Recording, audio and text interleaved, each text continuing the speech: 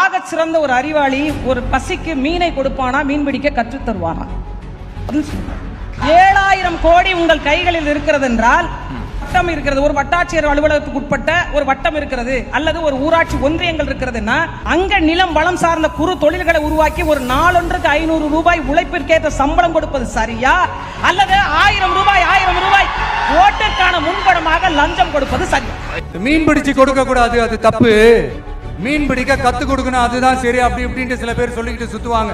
ஆனா நாங்களாம் அப்படி இல்லைங்க. கான்செப்டே வேற, பக்கா பிராக்டிக்கல் தாங்க. முடிஞ்சவங்க மீன் பிடிக்க கத்துக்கிட்டு வாழட்டும், முடியாதவங்களுக்கு நாம மீன் பிடிச்சு கொடுத்து அவங்கள வாழ வைப்போம். எங்களை பொறுத்த வரைக்கும் மக்களுக்கு நல்லதுன்னா எதுவுமே தப்பு இல்லை. ends justify the means. எங்கள் இலக்குகளே எங்கள் வழிகளை தீர்மானிக்கின்றன. பில்டிங்கும் ஸ்ட்ராங், பேஸ்மெண்ட்டும் ஸ்ட்ராங் என்ற பொலிட்டிக்கல் கிளாரிட்டி தான், அரசியல் தெளிவு தான் எங்களுடைய நிர்வாக செயல்முறையா இருக்கும்.